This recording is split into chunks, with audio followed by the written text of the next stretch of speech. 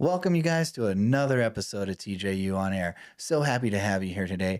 Today, I have an amazing guest, somebody that you might have seen before in some of my videos, actually, quite a few of them. A good friend that went from under a tarp to an apartment. Diane, welcome to the show. Thanks. It's good to have you here. Thanks. It's good to be here. It's been a long time coming for this. Yeah. Yeah. But just right time. Yeah. No, it is the right time. Yeah. So a little background as to how did you become homeless? How long were you homeless? What happened? I ended up being homeless for 3.5 months, approximately. In 22, I moved into a house, a duplex, and unfortunately, my case manager had paid the landlord/owner of the place before the inspection got passed. Mm-hmm. So I still waited until it got passed for me to move in. It took 3 inspections, and then I was told it passed, and I moved in. I was sick when I moved in, so for 3 weeks I was on the floor, sick, really, really sick. And Just the flu, was it? I don't know, but I was pretty much incapacitated and couldn't do anything but just lay there through the days. And I had 4 fur babies with me. When I got better, I started moving around and seeing the condition of the place and the corners of the apartment. I mean, the duplex. Each corner didn't even come together. Where they weren't On the straight. flooring. No, and you could like see down in there and stuff like that. And there was just a whole lot of things that shouldn't have passed. As a matter of fact, I had a copy of the first inspection, and I couldn't see anything different than why it didn't pass the first time. How did it pass on the third time? So I just kept that in the back of my mind, and it was a great place, you know. It was a 1-bedroom, had a huge backyard for my fur babies and me, and it just seemed like it was a homey thing, you know? Yeah. Washer, dryer. It was just really cool, and it was in a good neighborhood. But then some bugs started showing up, and I have a Bed past... bugs or? No, but I have a past experience with bed bugs. So my phobia kicked in, and I asked the owner to spray. When he did decide to do it, which was a month later, the next door neighbor, who was the one who was supposed to renovate my apartment for habitability, come to find out, he took the new flooring and put his flooring in mine, which is why everything didn't fit. Oh. So I didn't even have a towel rack in the bathroom, and that's just little stuff. But there was just so much that he didn't do because he was next door. He got free rent and the whole shebang over the situation. But he came over to spray, and when he did, he sprayed over me, over my animals. It wasn't done Like professionally. while you were sleeping or something? It wasn't done professionally. It was just a guy he just spraying comes over, stuff. yeah, and then he never came back a couple of days later to do the follow up. At any rate, that happened, and so shortly after that, all of a sudden, I turn on the lights in my bedroom, and the whole bedroom is just full of tree bugs. Now, they're harmless, but having the history of being infested with bed bugs and all other kind of bugs at a prior place, you out. it really freaked me out. And that was just, I moved in May, and by July, I was living in the living room. I never lived in the bedroom anymore. So I lived in the living room from that time on, another year for the next year. And during that year, I paid my rent and whatnot, but I kept trying to get him to take care of stuff. The back fence blew down in a windstorm. The whole fence, the whole back fence in one piece blew down. And I know about stuff like that because my ex-husband and I built a home, and we, I know how things are supposed to be built, and that was just incredible that a 75-foot fence in one piece fell down from the wind. The back neighbors took care of it and everything like that. And then the tree broke in half, the one that had the bugs, that if he had sprayed when he was supposed to have sprayed, that tree probably could have been saved or whatnot. But it missed the house by about 4 feet. Bottom line is I wasn't taken care of, and then would get upset because I was asking. It all just started with a request for a spray. Yeah. And then he told my case manager I wasn't paying my rent. I had receipts. I still have receipts. And my case manager wasn't interested in seeing them. She just kicked him $2,200 because he said I didn't pay from September to March. And I don't know any landlord that would allow someone to keep living there without any eviction notice, nothing formal coming across my way up until after March of the next year. So he took like double rent. He took your rent as well as he claimed that I didn't pay that much rent, and it was $109 is all because I had the Section 8. Okay. So my case, I was transferred to a HUD-VASH program, and the supervisor there was my case manager. She ignored everything, and I just believe that they were just protecting the first case manager from another nonprofit that had helped me out originally. I think they were just protecting her from paying him early kind of thing. No. Because I don't see how the inspection could have passed unless my landlord / owner, and this is just my own belief, that he must have gotten paid off to get it passed. Someone greased the wheels somewhere to keep it going. Something like that. Something had to be, because I did no wrong. I didn't raise my voice. I didn't cuss anybody. I didn't do anything wrong. I did what I was supposed to do. But when they kept throwing different things at me, they made me more intelligent, I'll tell you that, because I would just look it up. So I would look up the HUD laws for county, state, and, federal. So you learned I'm really, yeah, I did. Yeah. I learned a lot, and I've shared information with others, because we all have rights, and they need to be. Information anymore is just not given to us. We have to go out and get it and ask. Some people are just in a state of being and feel so down, and they don't have any positive, anything or nobody or whatever, and it's hard to bring that up.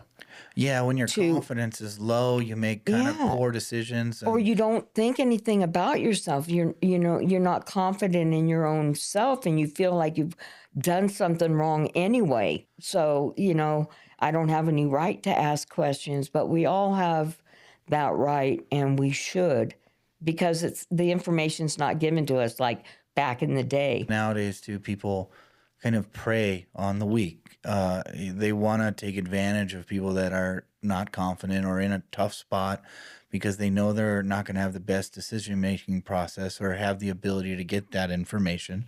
Yeah. And they count on it, and then they go and take advantage of it. Yeah. And it's not, I feel like case managers and social workers, doctors, all kinds of people that are out there to help are so overloaded in their work. Yeah. They have been overloaded in their work that it makes it hard for them to do the work thoroughly and properly for an individual. So eventually you ended up getting kicked out of that place. So I got kicked out of that place. They started eviction.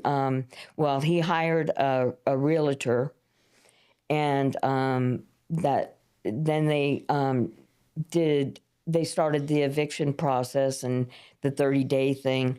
But none of the paperwork I got was signed properly. The letter I got from the realtor was like, it was really weird because it just had a little kid kind of stamp on it, like it was just made up. Her name wasn't on it, and nothing formal, no date, no nothing, and really wasn't signed or anything. It was just generic, and I knew better, and so I didn't take it serious. Then the paperwork, court papers, whatever, but there wasn't any court stamp, there wasn't any signature or that kind of thing. And then when it came to the 7-day notice that you have to do a certain way, that wasn't given to me properly. And wow. I mean, yeah, they really that you. I mean, it was that just all went. really That was a nuts. mess. Nothing Yeah. went proper. And then she sent the next door neighbor over to kick me out because my dog got lost through this.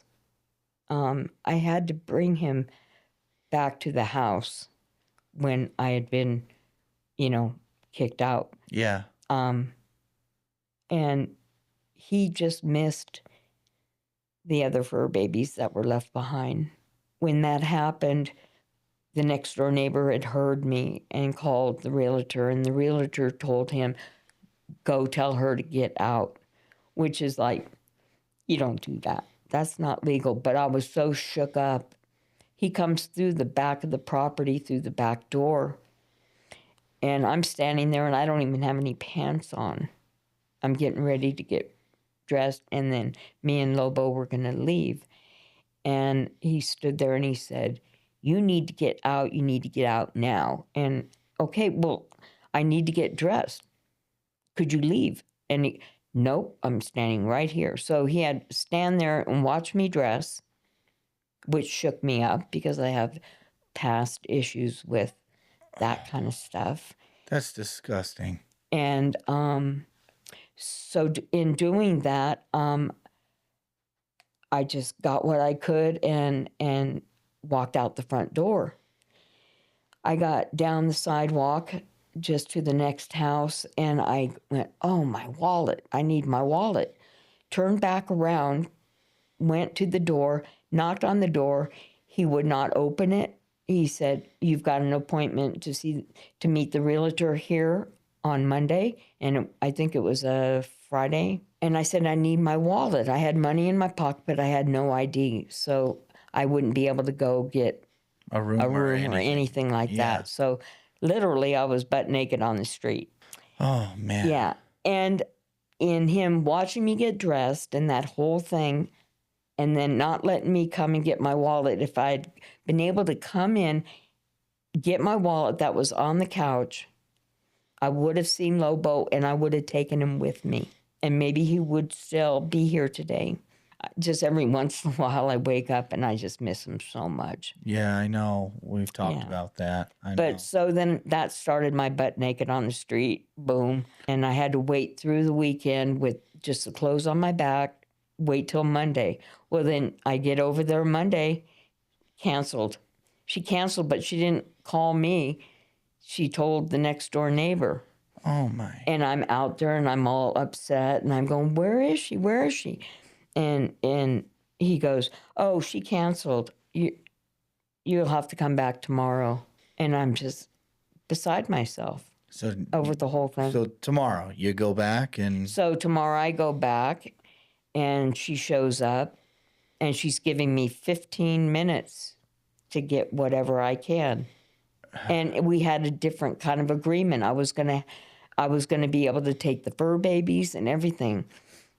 But the neighbor had called the animal control. Oh. And that's when they came and tried to get all of the fur babies, and they got Lobo and they got the oldest cat, Akuna, and took them. But Xena and Sissy were left behind because they're really smart. Yeah. They hunkered somewhere down outside, Yeah. and I came back. I had left them food and water, but the neighbor had kicked it over, and then I found out that he had hidden the food and water in the house in a pantry room, making it look like I wasn't taking care of the animals. Oh, geez, Yeah, it was just horrendous and all of that. But once you're out on the street, it is not an easy task to get back. off of the street, regardless of circumstances and or anything. Did you end You're up just getting on the street. Did you get your wallet back? No, So that was just gone? it was gone. Yeah, yeah. So now you're left on the street left on the street, no ID, no nothing, and with your 2 cats. no, the cats stayed at the house. They stay. Oh, They just stayed there. So, but the outside, I would come like back. around the house or Yeah, something? yeah, Ah, yeah. Okay. I came back from time to time, or I would send someone back, because if I got caught on the property, I would have gotten in trouble. But I'd be across the street or down the street a little bit, and I'd have a friend, could you, call them and see if they're okay, because I want to make sure that they have water and food. And Sissy and Xena would always, come out and stuff. And a few weeks go by, and Sissy wanted to come with me. Yeah. She followed me. Your life before everything got to being on Section 8 and housing and everything. I know you're a veteran. Your life before that happened, what was it like? What got me to being in a situation of homelessness, but the nation's finest, who Yeah. helps veterans from becoming homeless, came into play when a place that I lived in for 3 years had flooded. Oh. And they did not take care of me and my roommate. And so we were all in the alley behind that complex. So in the alley behind the complex, was that your first experience with having to deal with not being inside, or?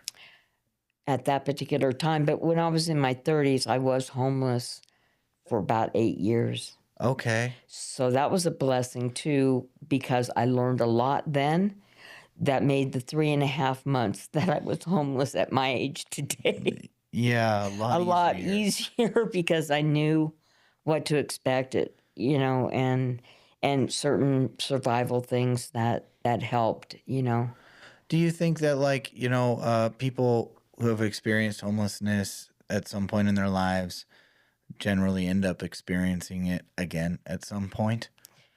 These days, I don't know. Yeah. And I never thought that I would experience it again, but I created the first time. Mm-hmm. But I was all over the place and just not understanding who I was. I didn't know my spirit. I didn't know anything. And right before I became homeless in my 30s, one of my fellow workers told me, "Diane, you have to start within." And I go, "Well, what's that mean? I'm doing everything that I can, and I'm trying to, and I got so frustrated. I went, I don't know what you're talking about. But then shortly after that, all of a sudden I call them God ahas. They go, and you got a total understanding all of a sudden of what was meant or what is. Mm-hmm. And that's what I got. Yeah. And so I knew what he meant. And you do have to start within. You have to love yourself, and you have to care about yourself. Because if you don't, then all you're giving other people it's almost superficial. It's not complete. It's just to get by or to Band-Aid. But when you come from your heart, it's a totally different thing. Sure is. And I know you know that, yeah. But we can come from our heart a little bit too much sometimes. That's true too. And overdo ourselves where we have no energy left for Yeah, us. yeah, we got to keep And our batteries charged too. that's the lesson today. Yeah. Well, and I've been there many times Mhm. myself, depending on what goes on. Mhm. Just last night, a person that I've been helping passed away. Oh, And so I've dealt with 6 or 7, somewhere around that, of people I've been working with that have passed away. yeah. And it's not easy. And then, people think what I do is probably just so fulfilling and I'm always happy. And it can be really tough sometimes because it doesn't It always is. just go the way you want it to, Yeah, and your you know? heart breaks for people, Yeah. when maybe you can't do more, That is the hardest part because but doing more can be the wrong thing a too. lot of times, yeah. And It's a hard balance. it is. I It's a think tough one. for a lot of people out there that are maybe not making the best decisions with their life, whether it's financial or Yeah. whatever they're doing or using, a lot of them, there's no amount of money that can fix their situation. No, no. It's going to start at what they're doing Yeah. and looking inside themselves and Mhm. starting to love themselves and making better decisions. That's the only way to get started on the Yeah. right track. And starting a GoFundMe for somebody who obviously isn't making the best decisions. Doesn't matter how much money I throw at No. that problem, we're Yeah. just going to buy them time. We're not going to get anywhere. Exactly, Yeah. exactly, yeah. I mean, you're becoming homeless at your age. And in this environment we live in out here now, with things much worse than they were back when you were homeless for 8 years ago when you were younger, I'm sure. Yeah, that's my heart journey started then because at the beginning of that homeless time, um, when I got scared or I was, you know, panicking or whatever, I started seeing heart rocks. And then I started Explain sharing that a heart little bit rocks. more. What is a heart A rock? heart rock is a rock in the shape of a heart. Okay. That's what Yeah. yeah. Yeah, I mean, totally perfect heart rock. That's what I was seeing, and it would calm me down immediately. How many years ago was that That though? was in early 90s. Hey, hearts are everywhere. It's awesome. Yeah. So that was That was I helpful. carried that through the years and whatnot. But when I was homeless for those 3.5 months, not having a vehicle it makes it a lot more doable than if you have to think about how you're going to get there you know and that's what happened with losing Lobo, is that it took me a week to be able to go get Lobo from the shelter, and when I was on my way to pick him up, they decided to euthanize him. Oh no. Yeah. I mean, I've heard your story before, Yeah. but it doesn't get better every No. time you hear it. It sucks. It's terrible. Yeah, it hurt a lot, but at the same time, Sissy's fine. She's a cat. Yeah. She could do that kind of thing, but a dog is a little bit harder. I see him in the clouds from time to How time. old was he? He was 17, but he was like a pup. Everybody thought he was a pup. I Taking love him it. on walks. Sissy'd go on walks with us. No halter, no nothing. Yeah. She would just follow along and everything. And Cat and a dog just walking a along. cat and dog and all the cats. So 3 At cats one and the point, dog, right? at one point, there were 5 cats Oh and man. Lobo, all going on walks. Yeah. Yeah, yeah, Losing your pets, uh, and then all of a sudden being put out on the street. Like you lost your wallet. You got nothing. nothing. You have that perfect cocktail for having nothing. Right. And so that 15 minutes that she gave me that day, didn't want any paperwork left behind. What I did was I got everything I could, and I had an ice chest that had a handle on it and wheels. So I filled that, and I got as much as I could. I had it all on the sidewalk. She's threatening me at the same time, and then she disappears, and then I have to call a cab. So I load everything up, and I don't know where I'm going. So they drop me off over at a church. I don't know where I'm going to go. And then the church people come out and they go, "You can't be here." And I'm going, "But I don't know what I'm going to do," and I'm crying. Just got a phone got that hooked up. But and then the cabbie didn't want to take me. I had nothing, and I just had all this stuff. There was a shopping cart nearby where the cab had dropped me off and unloaded everything, and so I put everything on the shopping cart. Just I didn't like have any that. water, and I'm going down the street, and I'm going, anybody have any water? And I'm pushing, and it's really hot. It's like summertime. It was in the middle of summer. Yeah. And I'm just, what am I going to do? What am I going to do? And your mind is just so all over the place. It's so, I mean, You're not even so, thinking about food at that time or where you're going to sleep. You're just trying to get somewhere where you can be safe for a minute. but within the matter of like a couple days, you were literally pushing a shopping cart with all your stuff in it. You have no ID, no money. You have nothing. Nothing.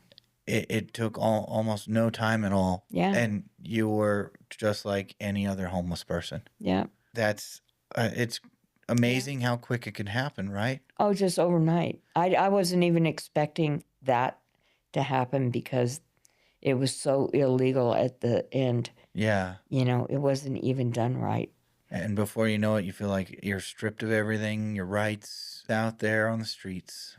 What was it like? Where did you sleep? How'd it go? I went across the street to the apartment complex across the street, and they have this little picnic table in the back, and I just would lay my head down, wait for the day to go by, and I wanted to stay close by because of Sissy and Zena still being there and being close enough to where I could just go over and meet with the realtor.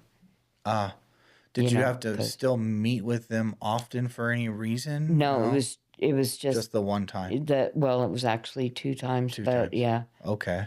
After I got kicked out, yeah. after a couple, I would say a week or something, no more meetings with them, did you start to kind of get used to it and get a routine down? I felt blessed by being allowed to be in the gazebo area of the community center across from the Sparks Library. But then it looked like there was some camping going on, and they'd have, the early morning kids come play in the playground right there and stuff. And it took quite a while before they said, you have to go.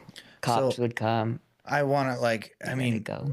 Back to like the first day, the first night, or even those first few days, I would imagine, you had nothing.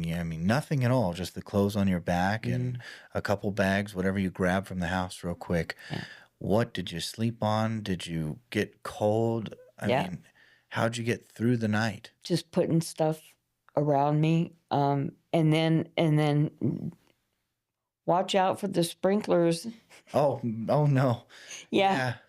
Those were nightmares, because you think, okay, I got this safe little place here. And I hunkered down over by the library a couple different times. But did you get hit by the sprinklers ever? Uh-huh. And so then you were freezing and yeah. It was miserable. All your stuff's wet and it was really miserable. Did you sleep much? Not a lot. You eventually fall asleep because you're so exhausted. I imagine. and noises that you're not familiar with will startle you. And sometimes for people that come back inside, like maybe when you went back inside, you had already become accustomed to those outside noises. Yeah. And then as soon as you're back inside again, was it harder to sleep inside? It was, but when I moved into the place that you helped me with to get into, me and Sissy, we slept in the tent inside the house. We didn't have any furniture. I wanted her to feel comfortable because at the end of that time frame where we were sleeping at night, the restaurant owner over by El Lindo off of Prater, can't remember what his restaurant was, but he had the alley space there, and I was setting up the tent, and so Sissy got used to getting in the tent, And I'd pull up the blanket and go, let's go camping. And How she'd go long did under. it take for you to get like some supplies, like a sleeping bag and a tent when you first became homeless? I don't think I had a sleeping bag until you came around. Really? Mm. Till you came to the event that day? No, till you ran into me that day. Oh, okay. Mm. Um, You ran into me at Deer Park, yeah. thinking you were looking for some guy because Mishu from the store Told me to go look for recognized you and somebody. said, Yeah. there's somebody I think over at the park, some guy over at the park that might need your help. So you go wandering through. I looked at you and go, now what? You Yeah. know, Yeah. I'm just Nate. That's all I am. Um, and at that point, do you remember how long you'd been outside when I met you? Oh, it had already been a few months, hadn't it? Yeah, that was, Because it had been a good 2 months. so you managed 2 months without any shelter or Yeah. sleeping bag or Got just kicked out from across the street from the library. And then the only other familiar place that I knew, and I knew a couple people that were over at the Deer Park. So I figured I'd mosey that so way. you already knew people that were homeless. Yeah, How did you know them? my friend Shayna, who's been in other videos, we had lived together for like 16 years. And then with the flood, we went to the Motel 6 through Nation's Finest, put me up there. Little bit of misbehaving on her part got her kicked out. So she became homeless at that time. Okay. And it was just me and the fur babies. So once you and we became stayed there for another 6 months oh, by okay. ourselves there. Then you got into the place Then that I you got the eventually got place kicked that I out. got kicked out from, yeah. And so luckily for you, I Ran mean, back into Shayna over at yeah. Deer Park. It's I mean, not everybody has friends that are homeless that they already know out there. Right. So I mean, in a way, you're fortunate there. It's unfortunate that you guys even had to experience that, but at least you Yeah. had somebody that you could, you could count on, somebody that you could trust. Yeah. That's good. It's nice to have a familiar person, Yeah. because it takes time to trust, for people to trust each other out there. Because even if you get to trust somebody, the circumstances are so raw. You ever have things Crazy. stolen from you when you were out there? Yeah, I think things are so replaceable. I mean, people get phones stolen and stuff like that, but you get another phone. Yeah. You get everything taken from you, but you can get You can those get it again. basics Those again. are just things. Those are things, yeah. But it does bring your spirit down, and it does put you in a bad mood. It you got to bring breaks yourself you down. Yeah, and it's hard to bring your spirit back up. Yeah. But when you you're kept down doing it. here. You kept doing it. Yeah. You got that spirit in you that just won't stop. Uh, You do. You do. I mean, a lot of people think that everybody out there is selling all their stuff to, go and use. And I don't think that that's the case on the streets. Things disappear real quick. they do. And I'm not saying no, there is no answer for everyone. Everybody's case is different. There are people who do bad things, Yeah. but there's a lot of people that don't also, Yeah. and just have bad things happen to them. And there's a lot more people that don't do bad things. Like, for instance, try and find a place to go potty in the morning is a very difficult thing to do, let alone talking about showers. That's another subject. But just going to the bathroom in the morning, there's a lot of places. Most places will not let someone that they know is homeless, and they believe that they're homeless by the way they look. There's a few out there that have torn up plumbing. Yeah. Off of, taking Stealing apart the copper, faucets, the copper or the screens for whatever. And then it ruins it for then it everyone. just then they go, no more public bathroom, no more public bathroom. How did you manage? Just trying to find some place. Well, I'm a good girl. I know that. And But I'm just saying, is I there a can place schmooze you anybody. found I can that schmooze worked anybody to well? let me use their bathroom. Yeah, you're not the kind of person that would steal some screens or some Nah, copper out of a bathroom. nah. Yeah, and you can tell. You can tell. And even if I had dirty clothes on and my hair wasn't brushed or whatever, I didn't look neat. Um, my personality would get me through, Well, and and it was an honest one. So I never saw you to where you looked like you just woke up in a ditch. I never saw you looking like that. You always still did the best you could to maintain and take care of yeah, yourself. yeah, How'd you do that? being conscious of myself. I don't want to be.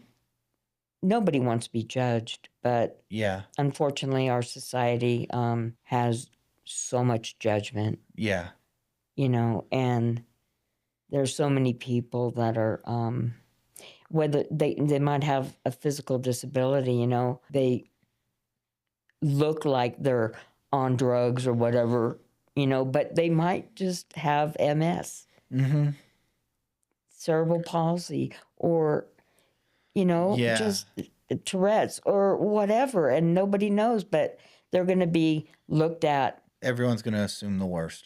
Assume the worst, yeah, Yeah. and we just can't do that. No, no We matter how can't many do people that. wreck your bathroom, you can't assume everyone's gonna do it. Yeah, You know, yeah. I But I understand businesses that shut it down for public bathroom use, that you have yeah. to come if it's a restaurant or whatever, because they're watching out for their business. I get that.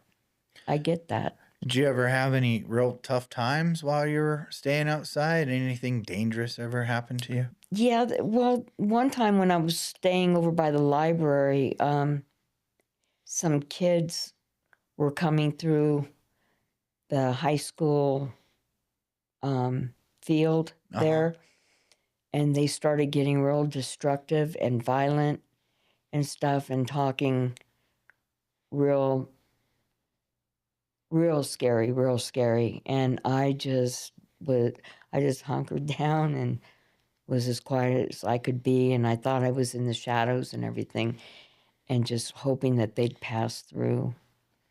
Did And you think they were gonna harm you in any I way? just yet I just did not know. Yeah. And yeah, there was times like that at night. It's nighttime, it's quiet, but you're just Your senses are heightened. yeah, Yeah. yeah. You're And on and alert mode. sometimes it's hard to go to sleep under those circumstances, and you just like praying that nothing happens. Were you But ever like, did you ever think something was kind of coming at you or getting close and it just happened to be like a squirrel or something? yeah, yeah, I mean Yeah. Yeah. that kind of thing happens, yeah.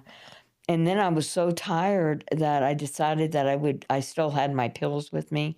So I took a quarter of my nighttime medication. Thank God Shana was with me that night. I said, I just got to sleep. I just got to. And I was really upset about Lobo at that time. Yeah. And so outside the Boulevard Pizza there, Uh-huh. I was on the bench, and I just laid down on the bench, and I had taken a quarter of my med, and I hadn't taken it in quite a while. So that So quarter was like a full one. yeah, I mean, total, you could feel those. I mean, those should be narcotics, the ones that they gave me, Oh because you can man. feel it coming on. But it knocked me out, and then the sprinklers turned on and started getting all wet, and Shayna's trying to drag me off the bench and then drag me across the highway, across Oh the man, street, and you're just just out. trying to find some place Should to have go thrown you in to. a shopping cart at that point. Yeah, and they were working on one of the where the saloon. There's that saloon there where, and this guy that was renovating it, he was there really late. I mean, into the wee hours of the morning. He saw the condition I was in, and he let me and Shayna come in and lay in one of the rooms Oh, that's till cool. till I. But when I woke up, I was still all He out of goes, "You it, gotta go." drawing. He even Yeah. got in trouble over it and the whole thing. I felt bad, Oh but it man. was a blessing, that. Yeah, so you say it was 3.5 months. Mhm. How long did it feel like though? It couldn't have felt like only 3.5 months. No, it didn't feel like 3.5 months. It felt like a whole lot longer. Yeah. Felt like a whole lot longer. Did you think at any point that you weren't gonna get out of it? You might be stuck? No, I knew eventually I would Good. because I had the Section 8 voucher. Yeah. So it was just, yeah, it was a Never matter of lost your getting things voucher. together. You're just waiting on them to find something Yeah, and for you. I still have the same wonderful case manager Yeah. from HUD-VASH. Her name's Zamara. That's still so ZMR. terrible though. That's how the system works, is that you anyone could end up on the streets Hmm. for even a month or a week Yeah, because they can't find them housing, even yeah, though that's what the program's designed to do. yeah. That shouldn't be And that and and way. it's hard because even though you got a voucher, you still have to look for a place and then present yourself Yeah. because it's all up to you So it's to just get the like finding a place. place on your own without a voucher. However, Yeah, you're very exactly. limited as to where you can go. And then they're probably super backed up and have a waiting list or whatever for most places. And then at the place you got, it still needed a It's just deposit for a you to get matter of in. finding someone that's willing to take the voucher. Yeah. But I had a few places quite a few places that I went to and looked for, but it took me like the first 2 months just to get acclimated to the street Yeah. so that I could eat and sleep because that's all you got time for Uh huh. is eating and sleeping. You know, a lot That's of it. people think that everybody that's homeless is just lazy because Lazy. they don't work or they don't have a job or they don't have whatever. But half of your day could be going just trying to figure out where you're going to go to the Three bathroom. 3/4 of the day is about just the general basic needs: eating, sleeping, and going potty. Yeah. Not even talking about shower business yet. That's a gift from God. Did you ever manage to pull off a shower somewhere? Very rarely. There was a neighbor friend that allowed that um, when I was in the alley. It's very rare and It's you feel very, so very, lucky when it very happens. rare, very rare. Yeah, Did you ever try to go to the shelter? I didn't because I had Sissy. When Sissy ended up following me and being with me Yeah. for that time, I needed to make sure that I kept her with food. And so that's another added thing. What did you learn living on the streets this time? The things that we're taught that are important aren't the things that are important. We should be important to each other. We should help one another. We should be humble. We should not judge, and we should have compassion. And if you've got something that you don't need, give it. What are you going to do with it? You going to trash it? Is it going to be part of the garbage we have in this world? Or maybe there was times that these people would come to the park when I was over there, and I needed a coat, and this woman pulls up and she just puts this stuff out on the sidewalk. Hey, here you go. And it was good stuff, and Was but it hard for you to accept things when people gave them? no, not hard. Good, because a lot of people, I think it's tough to accept help. Mm-hmm. Easy to give, Yeah, hard to accept. I can give till the day's end, Right? but to ask for help Uh-huh. is really, really difficult for me, even though I've been offered, hey, if you need a ride, just give me a call. I will figure out the bus system. I will figure out, Yeah. and by the time I'm figuring it out, so much time's gone by that I just go, oh, wow, it's too late today. So, and it gets frustrating, but, everything in its time. Yeah, so I mean, do you think your time out there helped you be a little bit more accepting or more open to asking for help? Yeah. It gave me more of myself, Mm-hmm. my spiritual being. And when I moved into that apartment that I'm in now, I got on YouTube and I found a podcast, this Next Level Soul. And through that, I made amends. All right, I've learned that Lobo's okay, and he came here for me, and he went out okay, and all the other fur babies and stuff like that, and things that I questioned about. I was scared of dying. I'm not scared of dying anymore because we don't die. Our bodies die, and that's it. We Yeah. come with love and we leave with love, and that's all there is. Were you ever scared of dying when you were outside? Sure. And sometimes, I can't deny it. There's times that I went, I just want to go. Oh, man. Yeah. I just want to go. But Sissy was with me. Little girl kept me alive a couple times. I'm telling you, there was one time I was really done. So tired. Didn't care. So tired of all the drama and all the hauling and bringing it back, and because I was not letting go of all that paperwork and all that stuff from Do you still have the it? proof. I do. Okay. I do. Yeah. Can you give me like a day in the life for yourself after you'd been acclimated to living outside?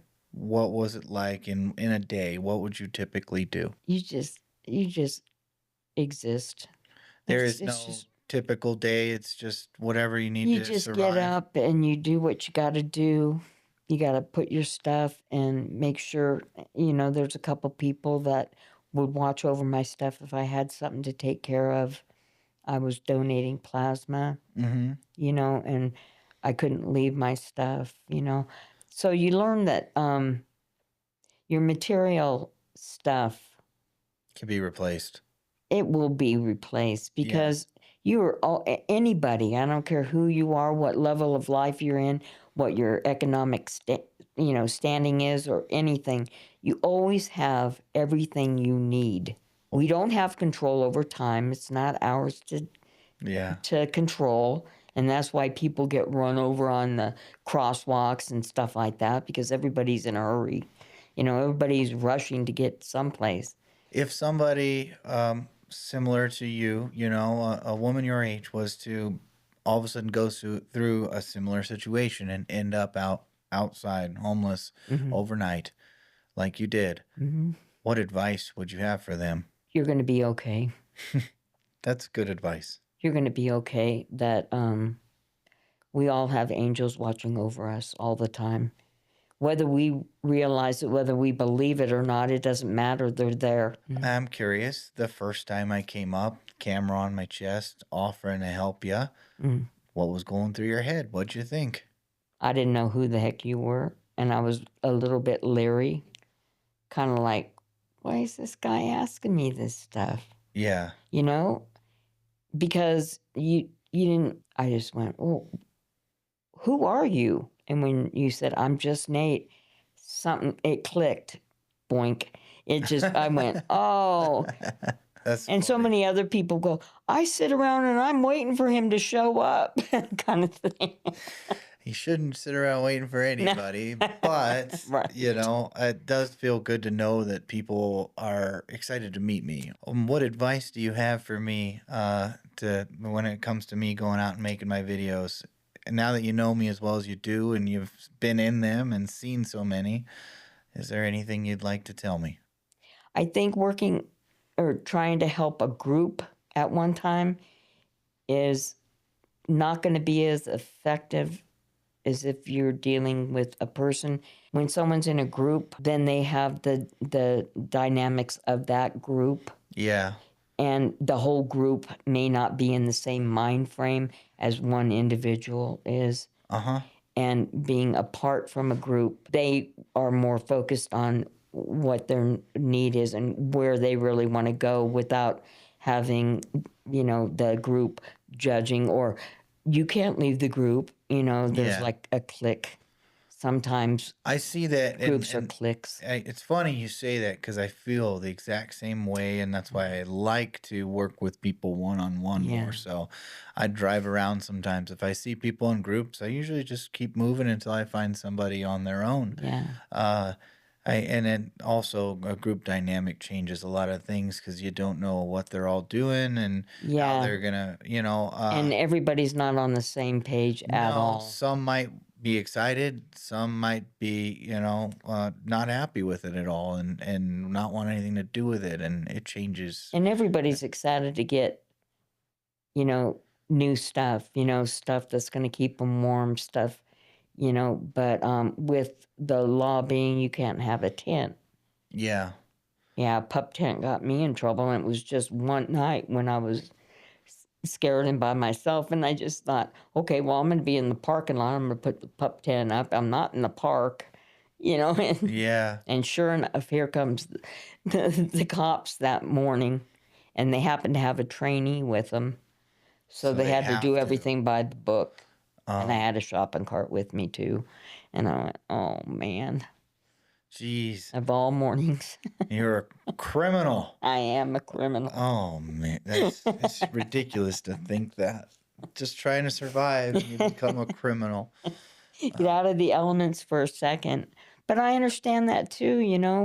I guess we're getting close to the end here. It's been here for Okay. a while. We've been talking for a Have we? while. Is there anything that, you want to say? Anything else that you wanted to bring up or ask me? People need to slow down. Oh, and Technology is not all that it's meant to be. I guess I have one question left for you. Probably know the answer though. Hug or a handshake? Both. Both. Nah, forget the handshake. I'll take 2 hugs. 2 hugs. All right, let's hug it out. Oh, thanks for coming on.